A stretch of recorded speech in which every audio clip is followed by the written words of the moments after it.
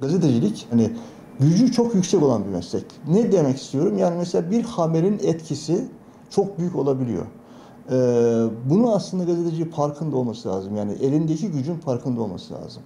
Yaptığı haberle aslında neler yapılabileceğini görmesi lazım. Çünkü gazetecilik bizde aslında sorun çözme mesleği olarak çok fazla görülmüyor. Ne demek istiyorum? Mesela bazı sorunlar gazeteciler dile getirdiğinde daha kolay çözülüyor aslında.